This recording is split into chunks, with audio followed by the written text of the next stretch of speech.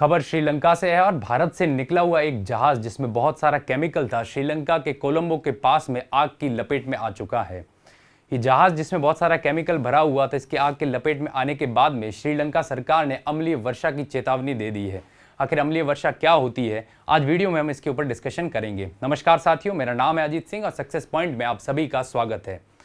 अम्लीय वर्षा के उदाहरण का देखा जाए तो कई सारे उदाहरण हमने किताबों में तो पढ़े ही होंगे, लेकिन आज एक करंट की न्यूज में लाइव उदाहरण देख सकते हैं हम अम्लीय वर्षा का। साथ साथ में एसिड रेन क्या होती है इसके ऊपर भी डिस्कशन करेंगे पूरे वीडियो में। मेरे पीछे लगी फोटो से आप अंदाजा लगा सकते हो कि किस हिसाब से नाइट्रोजन या सल्फर इस केमिकल के जहाज से निकला होगा और आसपास के द्वीपों को प्रदूषित कर सकता है ये। चलिए चर्चा करते हैं पूरे वीडियो में। जो पॉइंट्स हम डिस्कस करने वाले हैं वो कुछ हिसाब से है। पहला तो समाचार का सार। समाचार क्या थे, श्रीलंका से जहाज कहां से कहां जा रहा था, क्या उसके अंदर भरा हुआ था, उसके बारे में बात करेंगे और कैसे आग की लपेट में आया उसकी चीज करेंगे। फिर एसिड रेन या अम्लीय वर्षा होती क्या है, क्योंकि हम एक एजुकेशन वीडियो बना रहे हैं तो साथ साथ में हमें यह समझना जरूरी है कि एसिड रेन क्या होती है, क्या इसके इफेक्ट्स होंगे या क्या इसके कारण है, किससे ये एसिड रेन बनती है। फिर बात करेंगे एसिड रेन के प्रभाव क्या क्या है, कैसे इसके इफेक्ट होंगे ह्यूमंस पे, जानवर पे, वो इफेक्ट की बात करेंगे। और लास्ट में बात करेंगे कि इसके कुछ उदाहरण जो कि आजकल कई परीक्षाओं में पूछे भी गए, जैसे ताजमहल का हो गया, स्टैच्यू ऑफ लिबर्टी का उदाहरण हो गया, इन सब बातों पे भी डिस्कशन करेंगे। तो सबसे पहला पॉइंट क्या आ जाता है कि समाचार का सार। समाचार आखिर क्या है? देखिए, समाचार के सार से पहले मैं बता दूं आपको कि श्रीलंका की बात हम कर रहे हैं, श्रीलंका ही चर्चा में चल रहा है तो थोड़ी श्रीलंका के ऊपर भी बात कर लेंगे, भारत से कैसे अलग होता है श्रीलंका। तो देखिए, अगर मैप देखेंगे तो यहाँ इंडिया आ जाता है और ये आ जाता है आपकी श्रीलंका।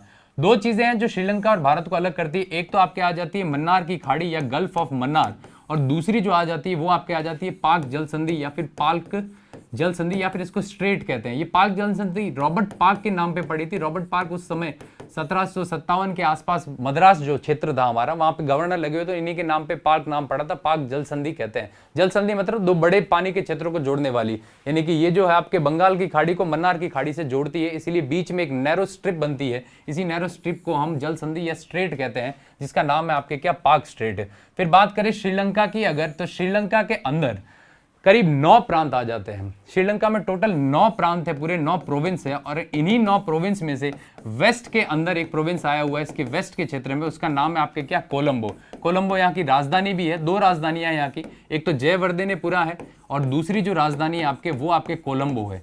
और कोलंबो जो है सबसे बड़ा शहर भी है। इसी कोलंबो के पास में ये जहाज जो है भारत से निकला था और यहाँ पे कोलंबो के पास में आके इसी आग की चपेट में आ गया है जहाज, जिससे बहुत बड़ी मात्रा में नाइट्रोजन सल्फर गैसेस लीक हो रही है, क्योंकि ये केमिकल से भरा हुआ जहाज था और इंडिया से निकला था ये जहाज। तो देखिए, ऐसा था कि जहाज जो था वो आपके इंडिया से निकला था। भारत से भी बात करूं तो भारत के अंदर आपके हजीरा नाम की जगह आ जाती है गुजरात के अंदर। इसी हजीरा से आपके केमिकल भर के, हजीरा गुजरात में है, और इसी से आपके केमिकल भर के जहाज का नाम था आपके MV express pearl. MV express pearl, pearl का मतलब होता है आपके मोती। एमवी एक्सप्रेस पर्ल जहाज का नाम था, सिंगापुर का जहाज था और यहाँ गुजरात से आपके केमिकल्स वगैरह भर के और श्रीलंका की ओर जा रहा था। इसके अंदर कहा जा रहा है कि करीब 325 मेट्रिक टन तो इसके अंदर तेल है, खुद का इसका जो ऑयल है वो भरा हुआ है। अगर मान लो जहाज में आग लगी और काबू नहीं पाया गया तो ये सारा ऑयल जो है पूरे समुद्र के ऊपर सरफेस पे पूरा फैल जाएगा, जिससे कई सारे जो ऑक्सीजन की डिमांड जो होती है, बायोलॉजिकल ऑक्सीजन डिमांड जो होती है आपके एक्वेटिक एनिमल्स की, वो खत्म हो जाएगी। उससे कई सारे जीवों की मृत्यु भी हो सकती है। इसके अलावा कह रहे हैं कि इस जहाज के अंदर करीब 1486 के आसपास कंटेनर थे और उन कंटेनर के अंदर क्या भरा हुआ था, उन कंटेनर के अंदर नाइट्रोजन भरी हुई थी। और ये नाइट्रोजन गैस जो होती है यही आपके कहीं ना कहीं एसिड रेन के लिए रिस्पॉन्सिबल होती है। करीब बता रहे हैं 25 मेट्रिक टन के आसपास आपके नाइट्रोजन इन कंटेनर्स के अंदर भरी हुई थी। अभी के लिए इसके अंदर आग लगी हुई है, कह रहे हैं धीरे धीरे इस पे काबू पाया जा रहा है। इसके अलावा भारत सरकार ने भी मदद भेजी है। जो हमारे इंडियन कोस्ट गार्ड्स होते हैं, भारत का सबसे छोटा शस्त्र बल जो होता है, उसको भेजा है वहां पे आपके किस चीज के लिए, इस आग को बुझाने के लिए। इंडियन कोस्ट गार्ड जो है 1 फरवरी 1977 को इनको बनाया गया था। इसीलिए बनाया गया था 1977 में, ताकि आसपास के भारत के जो क्षेत्र है, जो इंडिया का एक्सक्लूसिव इकोनॉमिक जोन है, उसके आसपास अगर कहीं पे भी पेट्रोलिंग करनी हो, कोई भी स्मगलिंग के काम हो, या आसपास के देशों जैसे पड़ोसी देश हमारा श्रीलंका, यहाँ पे कोई हादसा हो गया हो तो उनकी मदद करने के लिए जाना, उसके लिए बनाया गया था आईसीजी को। तो आईसीजी भी चर्चा में है। इसका जो हेडक्वार्टर्स है वो न्यू दिल्ली में है और इसके अभी जो अध्यक्ष है वो आपके कृष्णा स्वामी नटराजन है। कृष्ण स्वामी नटराजन अभी इसके वर्तमान में क्या है, आपके अध्यक्ष है। तो ये आईसीजी हमारी यहाँ मदद करने के लिए पहुंच चुकी है। ये जहाज अभी पानी के अंदर है और आग की लपेट में फैला हुआ है। आपने फोटो देखी होगी, उस फोटो के अंदर MV एक्सपर्ल जो है वही जला हुआ जहाज है और अभी इसके अंदर से नाइट्रोजन बहुत ज्यादा मात्रा में निकल रही है। तो नाइट्रोजन कैसे एसिड रेन का कारण बन सकती है, जानते हैं कि एसिड रेन के बारे में क्या होती है एसिड रेन खुद। देखिए, एसिड रेन से जाने से पहले थोड़ा सा एसिड और बेस क्या होते हैं उसके बारे में जान लेते हैं। एक नॉर्मल सी स्केल आती है, आपने पढ़ी भी होगी 8वीं 9वीं की किताब में, उसे पीएच स्केल कहते हैं। पीएच स्केल का मतलब हो गया आपकी पोटेंशियल ऑफ हाइड्रोजन। पीएच का मतलब हो गया पोटेंशियल ऑफ हाइड्रोजन। कहने का मतलब है कि हाइड्रोजन की मात्रा जो होती है, हाइड्रोजन की जो मात्रा होती है कि वो अगर बढ़ेगी तो आपकी सीधी सी बात है वो चीज कैसी होगी, एसिडिक होगी। यानी हाइड्रोजन बढ़ेगा तो चीज होगी आपके एसिडिक, और हाइड्रोजन की मात्रा वहीं अगर कहीं घटती है तो वो चीज हो जाएगी बेस, या फिर हम कहते हैं जिसको हिंदी में क्षारीय। और हाइड्रोजन जैसे जैसे बढ़ेगा तो वो चीज हो जाएगी आपके अम्लीय। अब देखिए यहाँ पे, और 7 जो होता है यहाँ पे आपके न्यूट्रल होता है। ये 7 जो पॉइंट है ये होता है एकदम न्यूट्रल पॉइंट, यहाँ ना तो आपके एसिड है ना बेस है, एकदम न्यूट्रल है। लेकिन ये पोटेंशियल, ये पीएच स्केल होती है। यानी कि अगर हम किसी भी बारिश को कैसे कह सकते हैं कि ये एक एसिडिक रेन है, तो उसके पीएच के मान से, उसके पानी का जो पीएच का मान निकलेगा, पोटेंशियल ऑफ हाइड्रोजन की जो मात्रा उसके अंदर निकलेगी, उसी से हम कह सकते हैं। हालांकि जो नॉर्मल बारिश होती है, जो आपके आम वर्षा होती है, उसका भी पीएच आपकी 6 होता है, वो भी एसिडिक होती है नेचर में। लेकिन जो एसिड रेन होती है वो थोड़ी ज्यादा एसिडिक होती है, क्योंकि उसके अंदर दूसरे एसिड ज्यादा मिल जाते हैं, जैसे नाइट्रोजन और सल्फर। तो देखिए, नॉर्मल रेन और एसिड रेन में क्या फर्क है। यहाँ हमने पीएच स्केल को समझ लिया। ये पीएच स्केल होती है पोटेंशियल हाइड्रोजन वगैरह, और इस तरीके से काम करती है। हाइड्रोजन ज्यादा है तो एसिड ज्यादा होगा। अब देखिए कि नॉर्मल रेन और हाइड्रोजन वाली रेन में, अम्लीय वर्षा में क्या फर्क है। देखिए, जो आम बारिश होती है, आम वर्षा होती है, उसकी पीएच स्केल होती है आपके 6 के आसपास, यानी 7 और 6 के बीच में, जिसमें कि ज्यादा आपके मात्रा में एसिड नहीं होता है, लेकिन एसिड होता है उसके अंदर। तो कौन सा एसिड होता है, देखिए, जब भी आपके बारिश होती है तो एक तो हो गया कार्बन डाइऑक्साइड, और दूसरा आपको पता है बारिश के अंदर, ये हमारे वातावरण में खूब होता है, ये दूसरा होता है आपके पानी H2O। ये दोनों मिल के H2CO3 यानी कि कार्बनिक एसिड बनाते हैं। ये कार्बनिक एसिड होता है। आपने कई बार सुना होगा, बूढ़े बुजुर्ग ये कहते हैं कि आप बारिश में नहा लो तो आपके अगर कोई स्किन से रिलेटेड प्रॉब्लम है तो वो सही हो जाती है। उसके पीछे का थोड़ा बहुत रीजन तो यही है कि कार्बनिक एसिड जो है उन चीजों को खत्म कर देता है, लेकिन ज्यादा मात्रा में भी यूज करना या फिर इसका इस्तेमाल करना भी खराब है। तो नॉर्मल बारिश होती है वो भी आपके एसिडिक तो नेचर में होती है। तो फिर अम्लीय वर्षा में क्या होता है, देखिए, जैसे जैसे हम, मैंने कहा पीएच स्केल की पीछे की तरफ बढ़ेंगे, 0 से 14 की ओर, यानी 7 से 0 की ओर आएंगे, वैसे वैसे एसिड बढ़ेगा। तो यहाँ का इसका जो पीएच होता है वो करीब आपके 5 से लेके 5.6 के बीच में होता है, यानी 6 से कम होता है। तो 6 से कम की ओर जाएंगे तो चीजें ज्यादा एसिडिक हो जाएगी, यानी कि आम वर्षा तो होगी ही होगी, आम वर्षा वाला पानी तो है ही है इसमें, लेकिन इसके साथ में इसमें एसिड भी होते हैं। एसिड कौन से होते हैं, वही एसिड जो हम मानवीय गतिविधियों से बाहर निकालते हैं, जैसे कि आपके इसके अंदर नाइट्रोजन मिक्स हो जाती है, इसके अंदर सल्फर मिक्स हो जाती है, और यही नाइट्रोजन और सल्फर इसी आम बारिश के पानी के साथ मिलकर और एसिड रेन बनाती है या अम्लीय वर्षा बनाती है। जैसे कि रिएक्शन देख लीजिए, यहाँ पे सल्फर है, वो आपके पानी के साथ हाइड्रोजन, ये आपके पानी हो गया हाइड्रोजन, और इसके साथ में सल्फर मिलके H2SO4 बना रही है। ये सल्फ्यूरिक एसिड होता है, जो आपको पता है बहुत ही हानिकारक होता है हमारी स्किन के लिए भी। दूसरा नाइट्रोजन जो होता है, वो नाइट्रोजन जो हम आपके किससे, ये इसी हमने अभी बात की कि जो जहाज है उसके अंदर से नाइट्रोजन निकल रही है। तो ये नाइट्रोजन जैसे पानी के साथ में रिएक्शन करेगी उससे नाइट्रिक एसिड बनेंगे, जो नाइट्रिक एसिड बहुत हानिकारक होते हैं, न सिर्फ इंसानों के लिए बल्कि जलीय जीवों के लिए भी हानिकारक होते हैं। तो अम्लीय वर्षा में आम वर्षा और एसिड साथ में होते हैं। पीएच होता है 5 से 5.6, और यहीं आपके आम वर्षा की बात करूं तो पीएच होता है 6, और ये रिएक्शन होती है आम वर्षा की। लेकिन अम्लीय वर्षा की रिएक्शन आपकी क्या होती है, ये जिसमें सल्फ्यूरिक एसिड पानी के साथ मिलता है और नाइट्रिक एसिड, नाइट्रोजन जो है पानी के साथ मिलकर नाइट्रिक एसिड का निर्माण करते हैं। अब बात करते हैं, ये डायग्राम है कुछ आप इससे समझ सको। देखिए, यहाँ पे जो नाइट्रोजन होती है, यहाँ किससे, हमारी इंडस्ट्रीज वगैरह होती है उनसे नाइट्रोजन और सल्फर जो होती है वो आपके कहाँ जाती है, हवा के अंदर जाती है। हवा के अंदर ये वापस बादलों से मिक्स हो जाती है। ये बादलों से जब मिक्स होती है, इन्हीं बादलों से मिक्स होने के बाद में ये हमारी इंडस्ट्रीज है, यहाँ पे नाइट्रोजन, यहाँ देखिए सल्फर, ये इसके ऑक्साइड्स बनते हैं। जब ये हवा में जाती है ऑक्सीजन से मिलती है तो ऑक्साइड्स बनाती है। ऑक्साइड्स बनाने के बाद में ये आपके पानी से मिलती है, और इसी पानी से मिलने के बाद में जब बारिश होती है तो यहाँ देखिए सल्फ्यूरिक एसिड और आपके नाइट्रिक एसिड इसी बारिश के साथ में आपके कहाँ, पानी के नीचे जमीन के ऊपर आ जाता है, और जो आपकी अगर स्किन पे लग जाए तो इससे बहुत सारे इफेक्ट्स हो सकते हैं। कुछ यही हादसा श्रीलंका में भी अभी चल रहा है, जैसे कि नाइट्रोजन रिलीज हुई है तो श्रीलंका सरकार ने ये कहा हो सकता है ये नाइट्रोजन जो अभी रिलीज हुई है यहाँ से ये पानी में कहीं ना कहीं सरफेस पे पड़ी होगी, समुद्र के ऊपर हो सकती है, और उड़ के अगर वातावरण में भी जाती है तो वो आपको पता है कोस्टल एरिया वहां तो कभी भी बारिश हो सकती है। तो आने वाली जो बारिश है उसमें चेतावनी इन्होंने दी है कि ये इस तरीके से प्रभाव कर सकती है, H2SO4 या HNO3 के माध्यम से इंसान को नुकसान पहुंचा सकती है। अब अम्लीय बारिश भी होती है, वो आपके दो टाइप की होती है, एसिड रेन भी दो टाइप की होती है। एक होती है वेट डिपोजिशन। वेट डिपोजिशन का मतलब होता है जो कि सूखी बारिश, सूखी बारिश यानी कि आपके सॉरी गीली बारिश। वेट डिपोजिशन का मतलब हो गया आपके गीली बारिश। गीली बारिश का मतलब क्या होता है? अम्लीय वर्षा दो टाइप की, एक होती है गीली। गीली में आपके क्या होता है कि जैसे आपके वर्षा का जल होता है इसके साथ में अगर गिर जाए, दूसरा अगर कहीं पे बर्फबारी हो रही है, बर्फ भी हो रही है तो उसके साथ भी नाइट्रोजन मिक्स होकर गिरती है, तो बर्फबारी हो रही है या पानी का कोई जल ये स्रोत है जैसे वर्षा होगी इसके साथ में जब मिलके गिरती है यहाँ पे, या फिर आपके कोई फॉग होता है जैसे धुंध होती है बहुत भयंकर वाली जिसके अंदर आपके ह्यूमिडिटी भी होती है, तो इनमें से किसी के साथ गिरती है तो उसे वेट डिपोजिशन कहते हैं। वेट डिपोजिशन अम्लीय वर्षा या वेट डिपोजिशन एसिड रेन कहते हैं। और दूसरी एसिड रेन क्या होती है? ये बारिश के टाइम पे होती है और इसी की चेतावनी अभी यहाँ पे दी है। दूसरी क्या होती है? Dry deposition. देखिए ड्राई डिपोजिशन में क्या होता है? सूखी बारिश। सूखी बारिश एसिड रेन का मतलब आपके क्या हो गया कि जैसे केमिकल्स जो धुएं निकलते हैं, जैसे कि आपकी किसी इंडस्ट्री से कोई धुआं निकल रहा है, उस धुएं से आपके नाइट्रोजन सल्फर वगैरह होती है, तो यानी कि कोई आपके धुआं हो गया जो इंडस्ट्री से निकल रहा है, या फिर आपके क्या हो गए धूल के कण हो गए, जो आपके धूल के कण होते हैं इनके साथ में मिलकर अगर कोई भी एसिड रिएक्शन कर रहा है और जमीन के ऊपर आ रहा है, जैसे गाड़ी के पॉल्यूटेंट्स हो गए, इसके अलावा इंडस्ट्रीज होती है, इनमें से अगर निकल के जो धुआं है उसके साथ में अगर नाइट्रोजन या सल्फर मिलती है तो उसे तो ड्राई डिपोजिशन कहेंगे। लेकिन अगर गीली बारिश के साथ, बर्फ के साथ या फॉग के साथ में अगर कोई भी आपके नाइट्रोजन या सल्फर रिएक्शन करता है तो उसे कहेंगे वेट डिपोजिशन। यानी ये गीली एसिड रेन है, ये सूखी एसिड रेन है। और हमारा ताजमहल जो है इसी सूखी एसिड रेन के कारण बर्बाद हो रहा है धीरे धीरे। कैसे हो रहा है समझेंगे लास्ट में। इसके बाद में अगर मैं बात करूं कि एसिड रेन के कारण क्या क्या हो सकते हैं, तो देखिए जो कारण दो टाइप के होते हैं। एक आपके हो गए प्राकृतिक कारण, यानी कि नेचुरली भी होता है। हमने देखा अभी के जो कार्बनिक एसिड बन रहा था वो तो नेचुरली बन रहा था, तो नेचुरली भी होता है। और दूसरा ह्यूमन मेड भी होता है। और धीरे धीरे जो है ह्यूमन मेड कारण बहुत ज्यादा बढ़ गए हैं। जैसे कि मैं बात करूं अगर नेचुरल की, तो सड़े गले जो वनस्पति होते हैं, जैसे कि आपके कोई पेड़ वगैरह होते हैं जो सड़ जाते हैं, सड़ने के बाद में उनमें से नाइट्रोजन का रिसाव होता है, नाइट्रोजन भी निकलती है, सल्फर भी निकलती है। तो ये नाइट्रोजन सल्फर जो होती है आपके कहाँ जाती है? एटमॉस्फेयर में। हालांकि बड़ी मात्रा में नहीं निकलती है, आपके एटमॉस्फेयर में जाती है और फिर वापस वही पानी के साथ रिएक्ट करके और एसिड रेन बनाती है।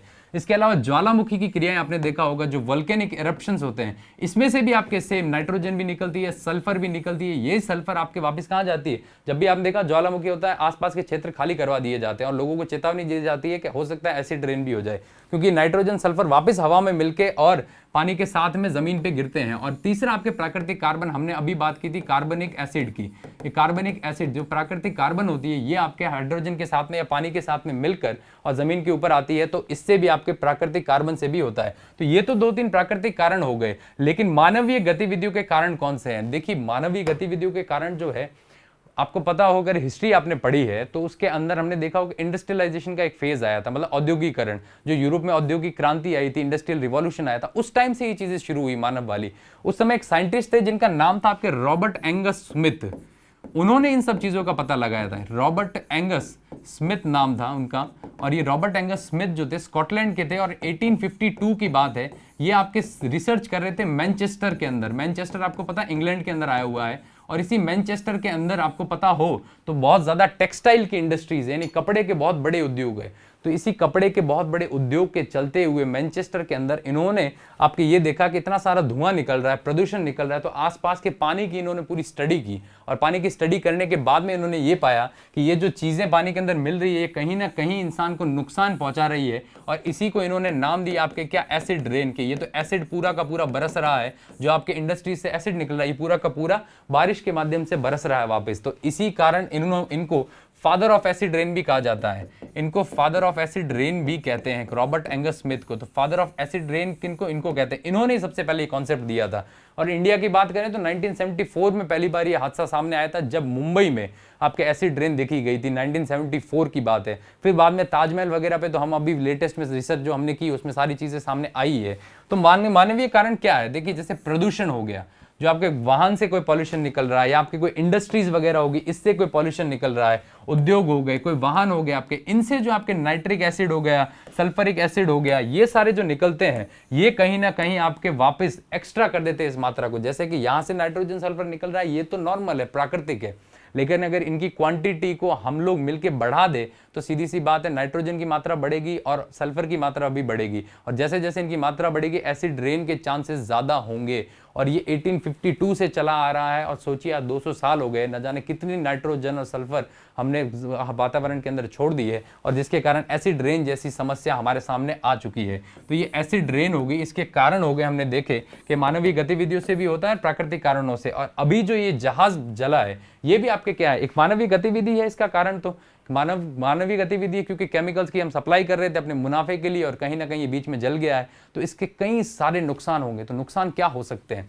सबसे पहला नुकसान इंसान के ऊपर क्या हो सकता है, इंसान का जो नर्वस सिस्टम होता है वो पूरा का पूरा डैमेज हो सकता है इस केमिकल से, ये जो नाइट्रोजन और सल्फर होती है इससे। इसके अलावा रेस्पिरेटरी सिस्टम जिससे हम सांस लेते हैं उसमें भी दिक्कत आती है। कोविड के टाइम पे भी रेस्पिरेटरी सिस्टम में दिक्कत आ रही है और बची कुची कसर जो है वो ऐसी अम्लीय वर्षाएं हैं वो पूरी कर देंगी रेस्पिरेटरी सिस्टम को मारने में। तो कहीं ना कहीं हम अपने लिए ही कुआं खोद रहे हैं, गड्ढा खोद रहे हैं। दूसरा आपके लेक रिवर पॉल्यूशन हो जाता है। देखिए इसके प्रभाव लेक्स पे भी पड़ते हैं, रिवर्स पे भी पड़ते हैं और समुद्र के ऊपर भी पड़ते हैं। झीलें हो गई, नदियां हो गई, इसके अलावा समुद्र हो गए, इनके ऊपर भी इसके प्रभाव पड़ते हैं। कैसे? तो नाइट्रोजन और सल्फर जब पानी के अंदर जाता है तो टॉक्सिक सब्सटेंस बनाता है, और उसी टॉक्सिक सब्सटेंस जो आपके जहरीले पदार्थ बनते हैं वो आपके जो जलीय जीव होते हैं वो बेचारे कंज्यूम करते हैं और उससे उनके कई बड़ी मात्रा में डेथ हो जाती है। एक बार एसिड रेन का ऐसा ही हादसा हमारे इंडियन ओशन में भी देखा गया था, जिससे कई सारी मछलियों की डेथ हो गई थी। यूएस के अंदर भी ऐसे हादसे हुए थे। आए दिन ऐसे हादसे होते हैं लेकिन हम इसके ऊपर ज्यादा कोई प्रतिक्रिया नहीं करते हैं। तीसरा, स्किन कैंसर के भी चांसेस होते हैं और कई लोगों के हुए भी है।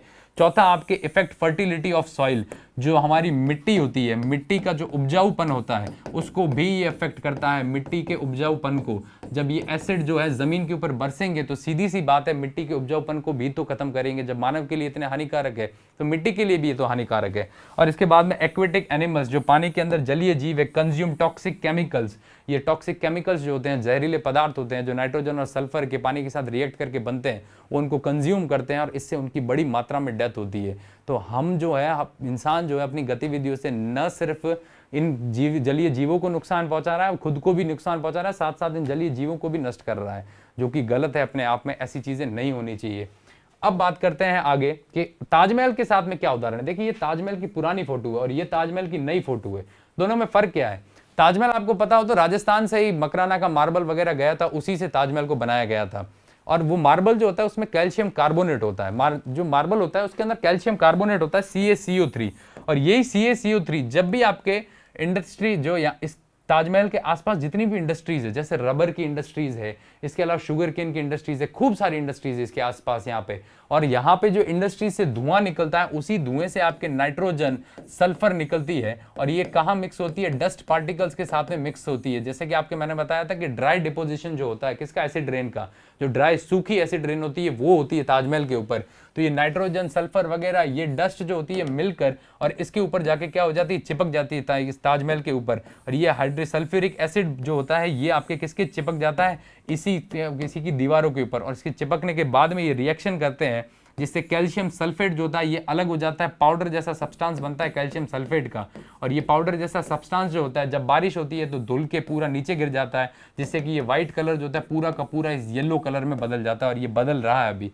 ये आपके रिएक्शन है CaCO3 H2SO4 और CaSO4। ये पाउडरी सब्सटेंस जो होता है ये पूरा अलग होता है और इससे व्हाइट कलर का मार्बल जो होता है पूरा का पूरा येलो पड़ रहा है।